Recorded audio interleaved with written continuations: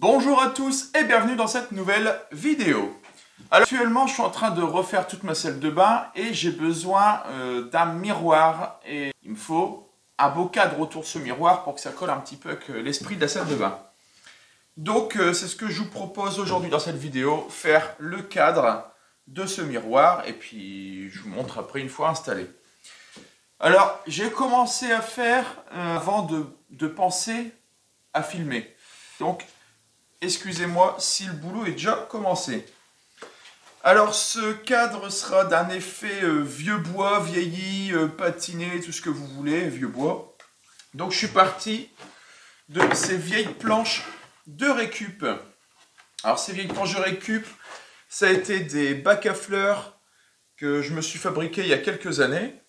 Et ils sont restés donc non seulement en extérieur pendant plusieurs années, mais en plus il y a eu de la terre, il y a eu de l'humidité, il y a eu plein de choses dedans, ce qui a donné cet effet absolument un peu pourri, quoi. Donc c'est des planches à la base de frage que j'avais mis par-dessus. On voit ici c'est un petit peu en meilleur état, c'était moins exposé, c'était les planches du fond en fait, hein. Les planches du fond du bac, c'est pour ça que c'est percé, c'était pour que l'eau puisse passer à travers. Et ça c'était le dessous, et la partie abîmée c'était l'intérieur. J'avais mis dessus de la lasure. Donc ici on voit qu'elle a encore un peu tenu. Ici c'est un peu pourri et c'est cet effet là qui m'intéresse. Donc pour mon cadre, j'ai besoin ici de parties qui font 60 cm de large. Au niveau des longueurs, alors j'ai ces deux là qui sont déjà la bonne longueur, qui font 1350 de long. Et ces deux-là, je vais devoir me les recouper à, que je dise pas de bêtises, 490 de long. Et pour garder, alors je ne vais pas garder cet effet foncé comme ça, je les ponce quand même pour obtenir donc cet effet-là. Vous voyez, ça fait vraiment un effet patiné, le bois est abîmé, et c'est ce que je recherche. Là-dessus, je viendrai faire un vernis pour préserver l'effet. Et ça sera, pour moi en tout cas, je pense, du plus bel effet. Et on voit bien donc le bois abîmé. Hein, je vous ai montré la planche ici. On voit les trous qui ont servi à l'évacuation de l'eau. Ici, on voit bien les vestiges de ces trous. Voilà. Et c'est ça qui m'intéresse. Il y a des traces de clous, il y a des traces de vis. Voilà, c'est vraiment du bois qui a vieilli, qui a vécu. Donc là, tout simplement, je termine de poncer. J'en suis donc au grain 80. Grain 80. Et après, alors j'ai prévu dans mon plan des assemblages par tenon mortaise. Sauf que dans mon plan, je ne savais pas encore l'épaisseur de mes planches. Et ici, mes planches sont quand même vachement fines. Je ne sais pas si je vais savoir faire du tenon mortaise. Alors, du tenon mortaise original, je ne pense pas. Par contre, ce sera peut-être du faux tenon.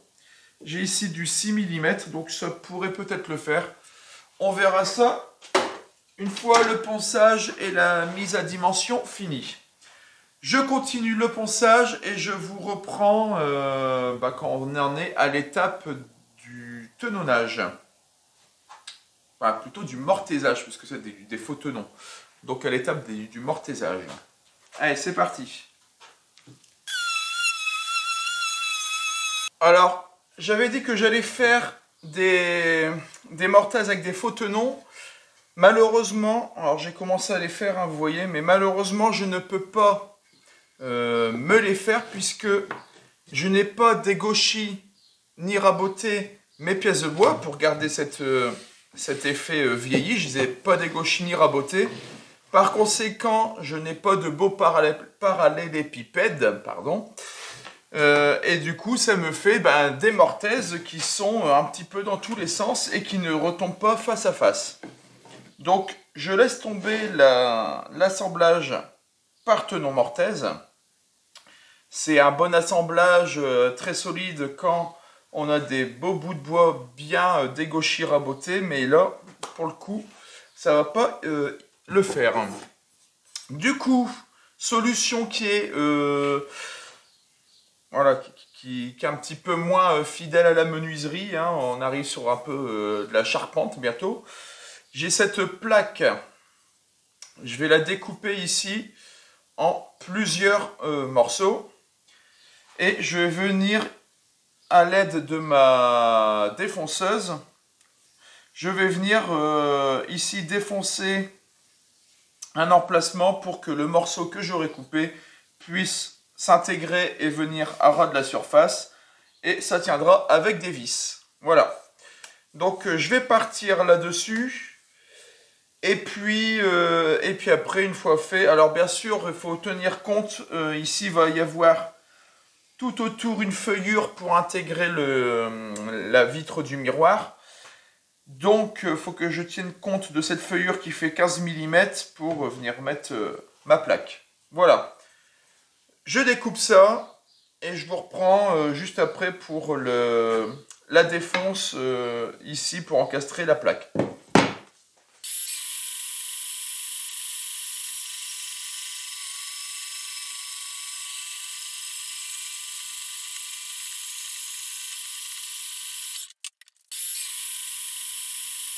Donc voilà, mes plaquettes sont terminées. Donc elle va venir ici. Voilà, donc là, il faut bien penser ici à la feuillure de 15 mm qui va être ici. Donc je l'ai tracé dans un premier temps au crayon gris. Et je suis venu repasser un coup de tranchée pour juste découper un petit peu les fibres, puisqu'on est sur un bois que je qualifierais de bois de merde. Et il y a des chances que, même si je vais éviter de trop m'approcher du bord avec la défonceuse, il y a des chances qu'il y a des fibres qui relèvent. Voilà. Donc pour éviter l'arrachement, je fais ça. Mais je vais m'arrêter peut-être à 1 mm du bord et je terminerai au ciseau à bois. Donc ici, plutôt que de prendre ma défonceuse qui est vraiment très grosse et un peu moins maniable, j'opte pour la fleureuse. J'ai mis ma plus grosse fraise à rainurer. Et concernant donc la profondeur, eh bien, ce que je vais faire, hop, voilà. Là, je verrouille.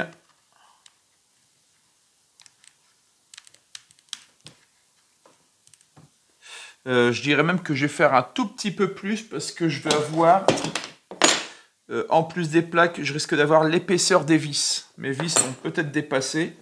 Je vais faire le double.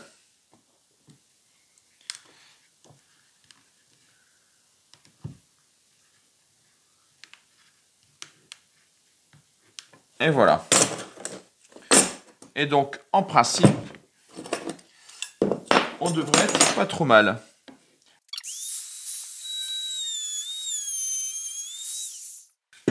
Alors, j'ai un petit problème. En usinant, on voit que j'arrive à l'intérieur de la mortaise que j'avais fait. Donc ce que je vais faire, c'est que je vais coller un photonon à l'intérieur. Et une fois qu'il sera collé, je viendrai seulement finir d'usiner.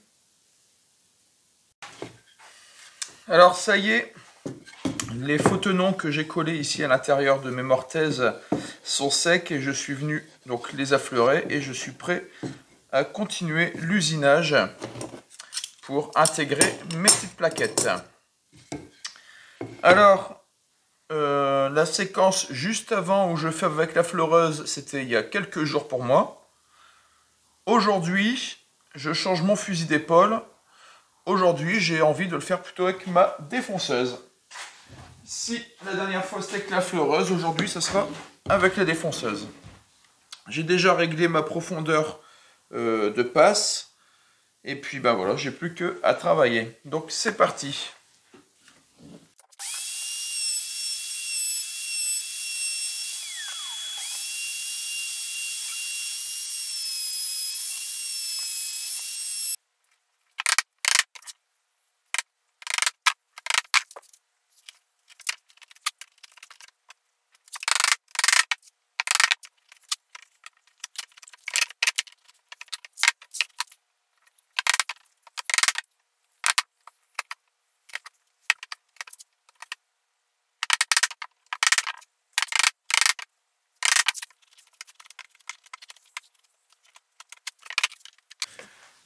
Alors ça y est, j'ai terminé tous mes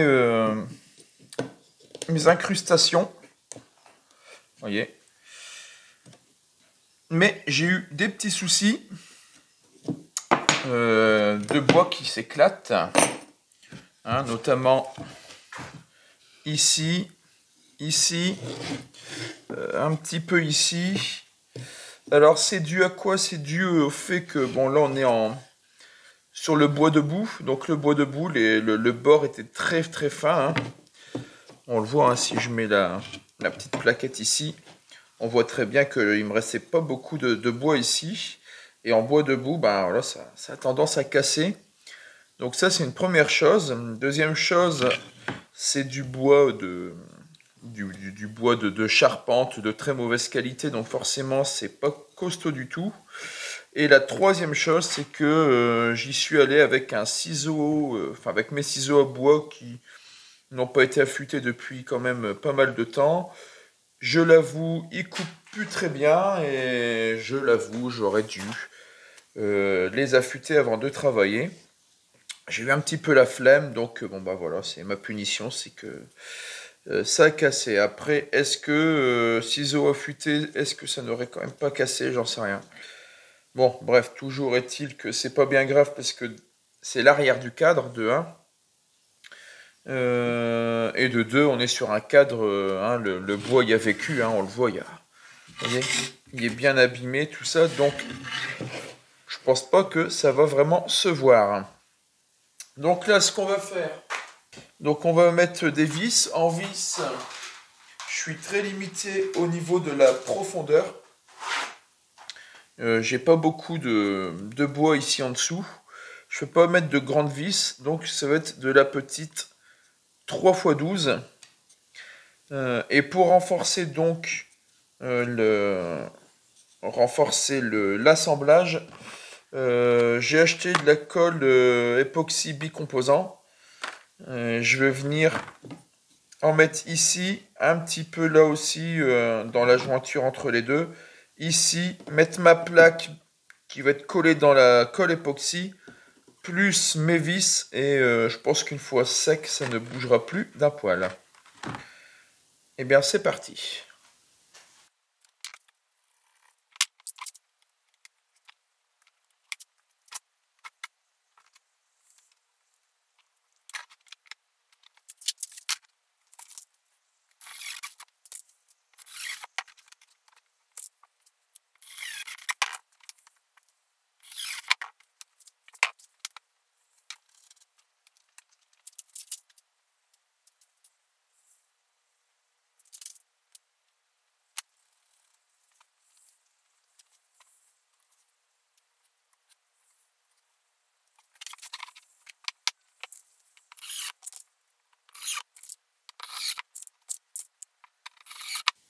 Alors ça y est, mon cadre est terminé. Donc ici mes plaques, on voit qu'elles sont bien incrustées.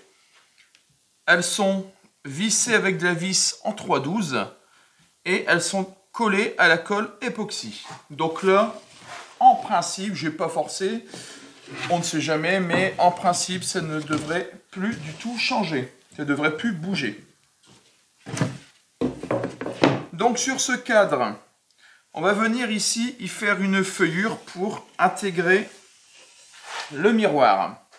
Pour que mon miroir puisse rentrer dans ce cadre, il me faudrait donc une feuillure qui fasse ici 15 mm et 4 mm d'épaisseur.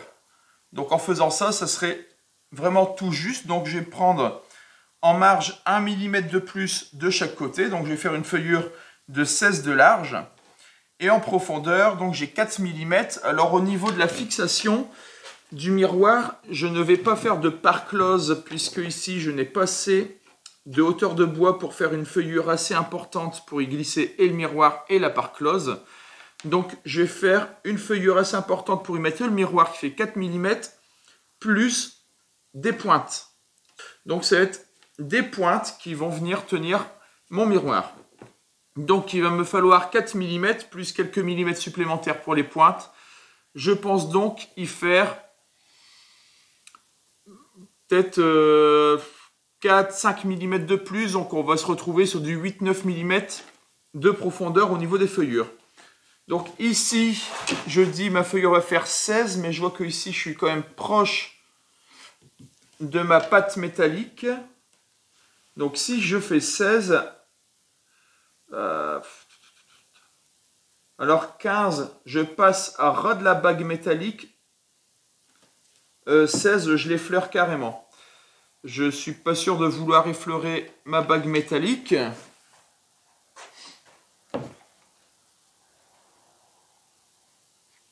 Et là, 15, je suis vraiment juste. Donc, je ne suis pas non plus à centrer mon miroir comme il faut. Je m'en fous qu'il soit centré. Ici, j'ai 20. Et ici, j'ai un peu plus. Ce que je vais faire, c'est que mon miroir ne va pas être tout à fait centré. Je vais y mettre ici plutôt 14 mm au lieu des 16. Et ici, je vais y mettre... allez, les 16... on va mettre 17. On va mettre 17 mm. Là, j'ai 20. Et là, j'ai 15. Et 14. On va faire, ouais, allez, 14 et 17, 18 ici. Par contre, ici, au niveau des longueurs, je vais pouvoir bien faire les 16 mm de chaque côté. Pour faire cette feuillure, je le fais à la défonceuse. Je choisis donc la fraise qui va bien. J'ai bien une fraise à feuillure, mais elle fait une feuillure uniquement de 9 mm. Ce qui ne va pas convenir forcément. Donc, je choisis de prendre... Hop. Je choisis donc de prendre ici une fraise de 16 mm puisque je dois faire une feuillure de 16. Alors bien sûr ici du coup c'est une feuillure de 14, ça sera un petit peu changé. Et ici c'est une feuillure de 17, donc je vais devoir faire en deux passes. Une fraise, j'ai pris donc une fraise de 16 et j'ai pris une bague à copier de 24. Donc ma fraise de 16 passe bien ici dans le centre de la bague à copier, donc là il n'y a pas de problème. Maintenant, voilà, l'aspirateur tombe, c'est pas bien grave. Maintenant, il va falloir que ma bague à copier vienne prendre appui sur, on va dire, un gabarit. Donc je vais mettre ça ici, je vais mettre ça ici. On immobilise.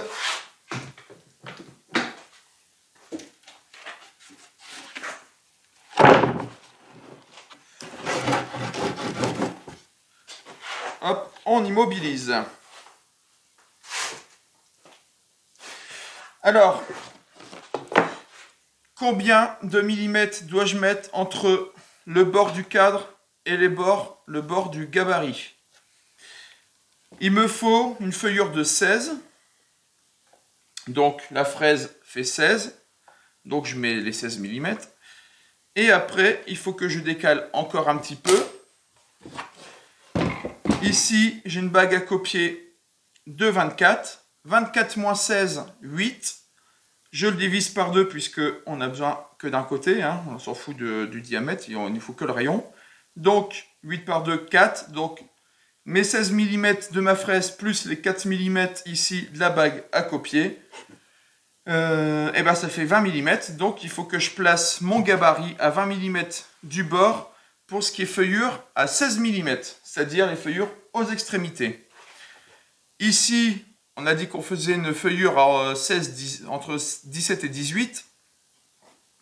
Donc, il me faudra 1 mm de plus. Donc, je vais faire une première passe avec le gabarit mis à 20 mm, comme ici. Puis, je vais le décaler d'1,5 mm pour faire ma deuxième passe.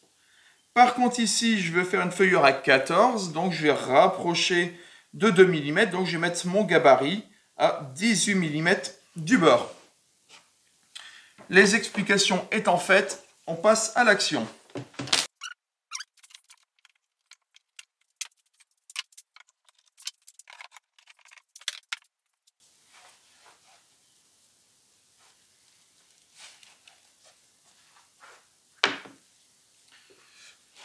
Petit aparté, mon casque anti-bruit de chez 3M, le Peltor, qui fonctionne d'enfer, était naze.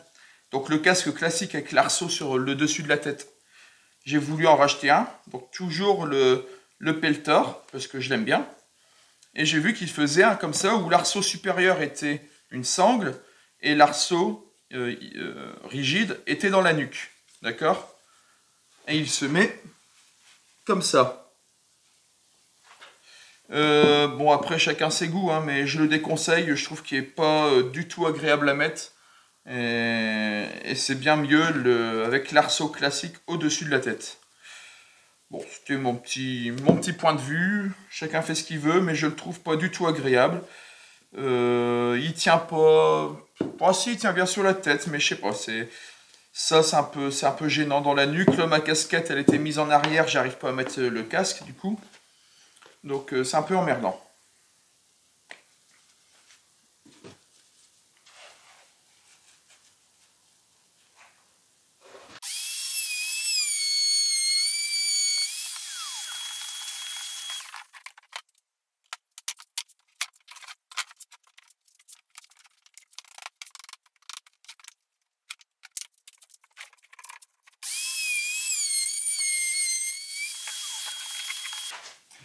Alors, ça y est, ma feuillure est terminée.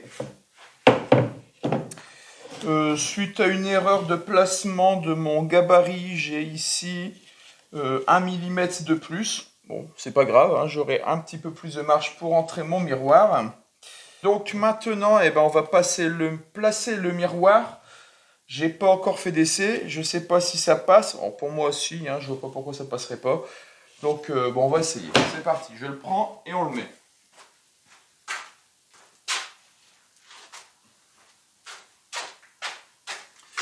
Alors, j'avais non pas du tout, j'avais calculé une feuillure 15 mm parce que j'ai ici un éclat en bordure de miroir. Donc la feuillure permettait de cacher cet éclat. Je vais passer cet éclat pour être sûr qu'il soit bien planqué dans la partie où ma feuillure, hein, je vous ai dit ici j'ai 14 mm au lieu des 16, du coup ici je me suis rattrapé, j'ai fait 17. Et en plus, comme je viens de vous dire, j'ai quelques millimètres en trop, donc je suis plutôt sur du 18,5, voire même 19. Donc j'ai passé cet éclat de ce côté-là.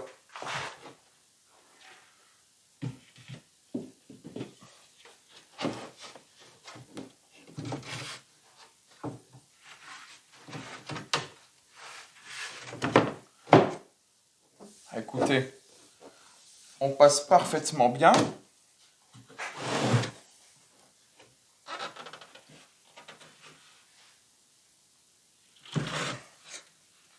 Alors, j'ai pas envie de tout péter. Bon, je vous montrerai le résultat après. Je voulais tourner vers vous pour vous montrer, mais je le ferai après. C'est pas évident. Ce que je vais faire du coup maintenant, c'est y mettre donc des petites pointes pour venir le fixer. Alors, le voici terminé. Terminé, oui, enfin presque. J'ai pas encore fait la finition dessus, tout simplement parce que j'ai pas encore présenté le projet à madame. Allez savoir si... Alors elle sait que je fais un cadre pour le miroir, mais elle ne sait pas comment il va être. Donc je ne sais pas si ça va lui plaire. Dans le doute, je ne fais pas encore le vernis. Je ne vais pas m'emmerder à faire le vernis pour rien. Je vais d'abord lui présenter. Si ça lui plaît, dans ce cas-là, je retirerai les quelques pointes que j'ai mis à l'arrière du cadre. Hein, donc rien... Voilà, rien de bien particulier. Je ne sais pas si on voit bien sur la caméra, mais voilà.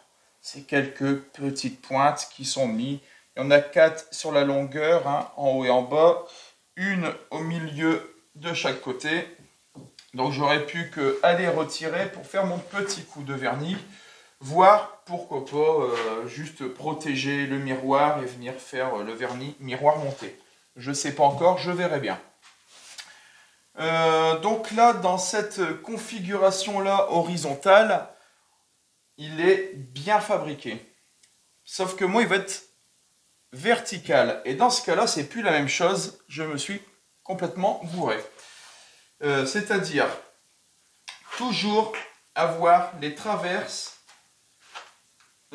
qui viennent s'emboîter à l'intérieur des montants. Mes montants sont là, la traverse vient s'emboîter dans le montant. Là, je suis bon. Mais si je le mets hop, à la verticale, et on se rend compte que ma traverse, donc à l'horizontale, c'était un montant, mais à la verticale, ça devient une traverse. Ma traverse ne vient pas s'emboîter ici dans le montant. D'accord? Voilà, c'est le montant qui s'emboîte dans la traverse.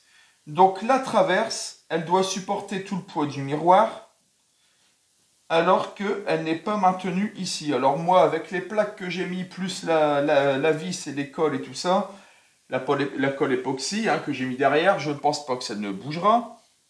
Mais voilà, en principe, on est censé avoir ici la traverse qui vient s'emboîter ici dans le montant. Sauf que quand je m'en suis rendu compte, il était trop tard, mes montants étaient trop courts. D'accord? Donc je n'ai pas pu modifier la pièce. Et puis on va faire avec, et puis c'est tout. Concernant la fixation au mur, ce que j'ai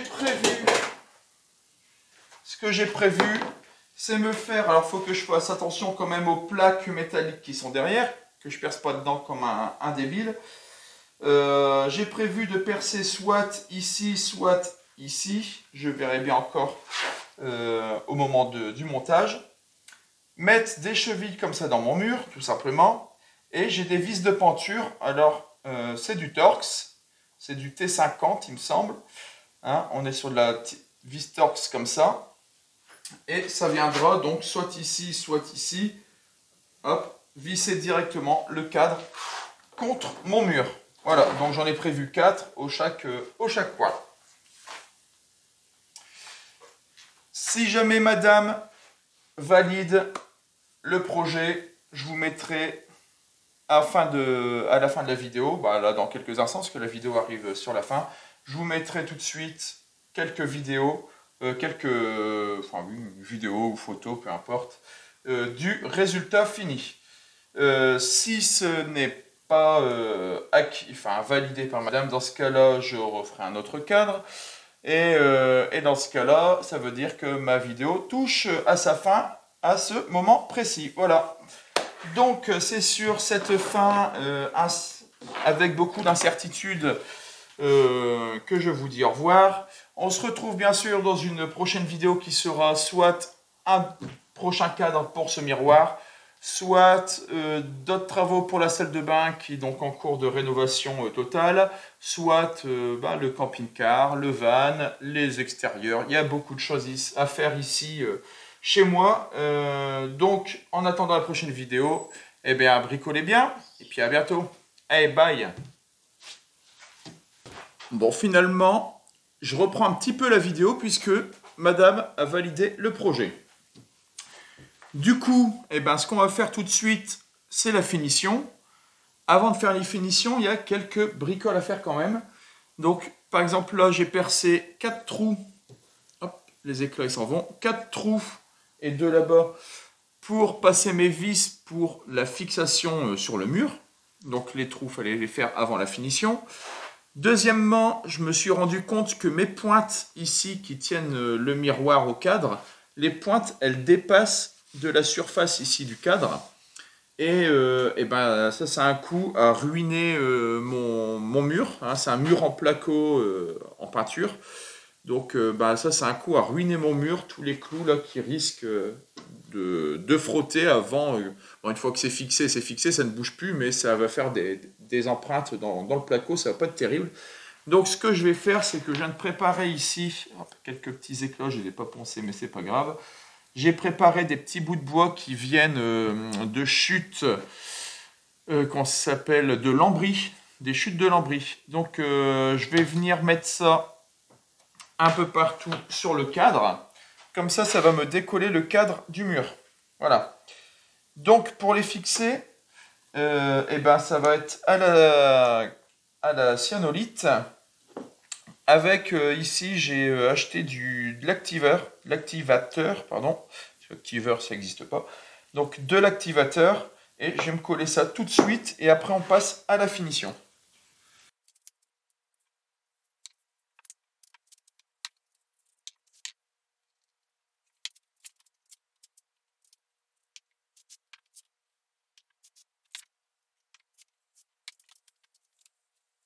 Donc voilà, mes petits taquets là, bah ils bougent plus, hein.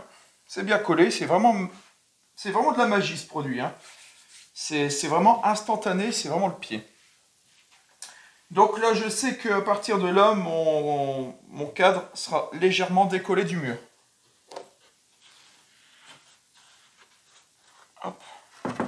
Concernant la finition, alors j'avais parlé d'un vernis au début. Et finalement, je change mon fusil d'épaule. Déjà, je vais la faire miroir installé. J'ai pas envie d'enlever le miroir. Et je vais faire donc avec de la cire d'abeille faite maison. Pour ceux qui ne savent pas comment on fait, je vais faire bientôt une vidéo parce que j'en ai quasiment plus. Donc je vais m'en refaire. Et je vous ferai donc une petite vidéo pour vous montrer ça.